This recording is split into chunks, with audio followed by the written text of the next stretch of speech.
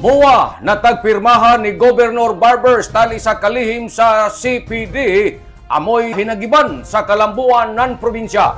Baguhay pa lamang nahitabo ang pagpinirmahay nila ni Governor Lyndon Barbers sa nan kalihim ng Commission on Population and Development kon CPD na si Undersecretary Lisa Grace S. Bernalis, PhD, Executive Director 5 ng Commission on Population and Development para sa full localization ng Philippine Population and Development Plan of Action sa tuig 2023 ngadto na sa 2028. Amoy tagsilbing hinagiban para ini sa dugang kalambuan sa probinsya sa Surigao del Norte. Ini amoy tagsulti usab ni Governor Barbers atubangan sa ija mga bisita sa kanatong mga Surigaonon atol sa ilang pagpinirmahay sa MUA kon Memorandum of Agreement didto sa ija opisina. Laong ni Governor Barbers, gumikan sa ija taas na mga panlantaw para sa kaugmaon sa mga Surigaonon, dili nija palabjon ang mga grasya nga moabot sa ija opisina. Gumikan kay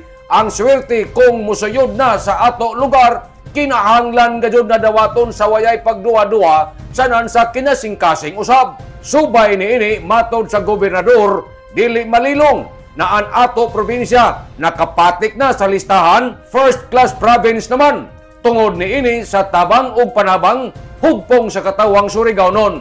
Iban usab sa ija pagpaningkamot na mahatagan ng epesyente database sa non-inklusibong serbisyong publiko, labi na sa mga isyu sa population, adolescent health, family planning, sa non-responsible parenthood. Sa ija dugang pamahayag, laong ni Governor Barbers ini napakigtambayayong sa Commission on Population and Development, isa ini kaminungdano na hingas pasingod sa mas malungtaro na kalambuan para sa tanang mga Surigaonon. Nanukad gikan diri sa Kapitolyo ini si Marit Sinners Marconsim Vlogs, Mario Conali Simurlan Mulaong. Salamat, maradyaw na adlaw natong tanan.